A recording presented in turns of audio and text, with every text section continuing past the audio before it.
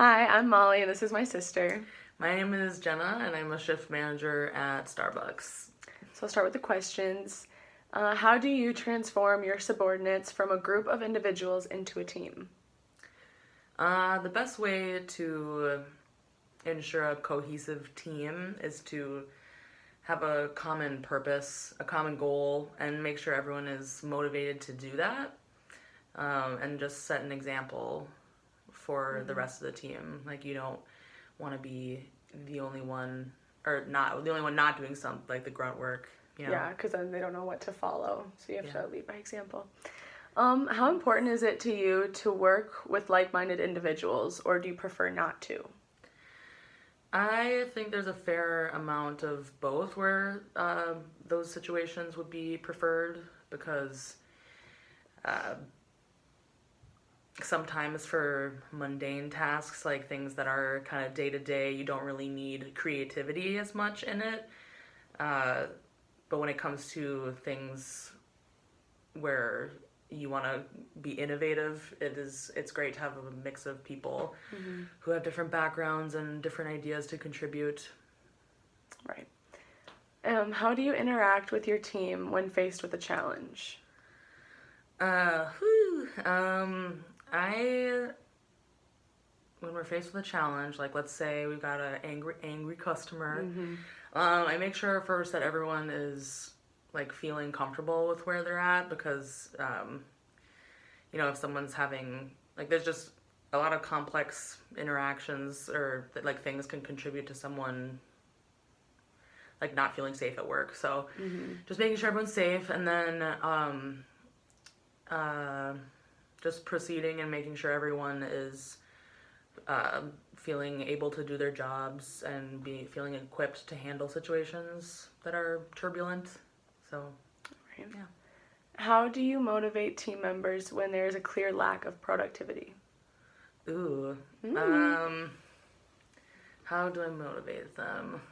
Well, I usually just try to keep an air of positivity and just give a lot of praise where it's due and making sure I don't condescend. Rather than condescending, I try to just give uh, feedback, whether it's critical or positive. And I give it in a non-personal manner. Like I would treat everyone equally. Like I don't pick favorites, or at least I try not to. Yeah, because you do work with I your think friends, but right. you make sure everyone knows that you are coworkers. Yes. When designating roles for a shift, if a subordinate were to complain and ask for a different role, how would you respond?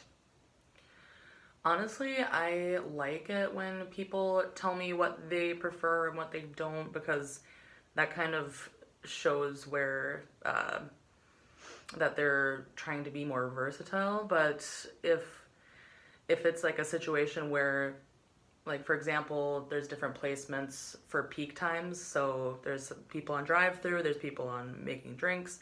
So if I have a partner who's really good, like the bar star, if they're really good at it, then I'm gonna have them during peak times. So if it were a situation where they were complaining about where they were, but I needed them there, I would just, kindly let them know that they're gonna be there for a little bit longer, and I'll do my best to switch out their position. Unless it's an emergency, of course, I would let them like go to the bathroom or something. But um, yeah, but otherwise, I enjoy when people want to grow in other areas, when people want to expand their skills Try something new. in other areas. Yeah. Has there ever been a time when your group worked too cohesively and it got in the way of how the task was performed? Yeah.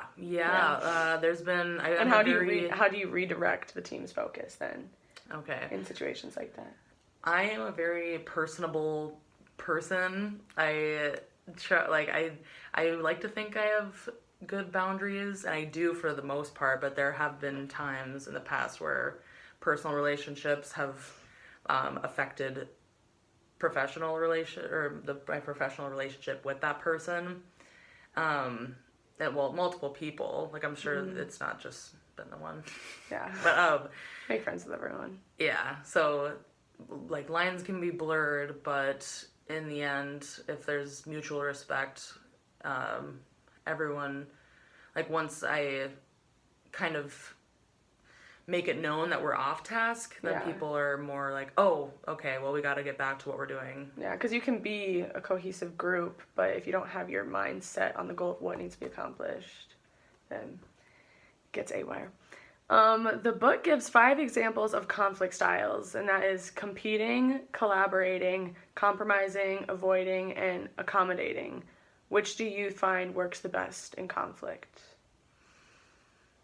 Got competing, collaborating, compromising, avoiding, and accommodating. So I think I learned about these in one of my leadership classes as well, and I know that all of them have pros and cons to them.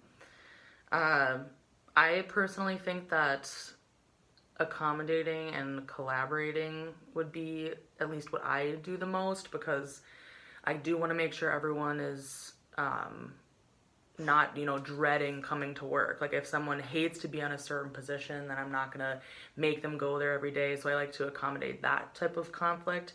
And then collaborating is kind of like that situation I talked about earlier, how someone, like if someone was on bar and I needed them there and they didn't want to be there, then collaborating is kind of like finding a I guess that's compromising, but I don't know. Collaborating, working with both of your ideas. Yeah, so just like if they, like I'll just say, okay, well, you don't have to be here for the rest of your shift, you can just be here for another 20 minutes, but I need these cars out of my drive-through, like that type of thing. So yeah. Well, thank you, Jenna. Oh, you're welcome. Best of luck to all these students.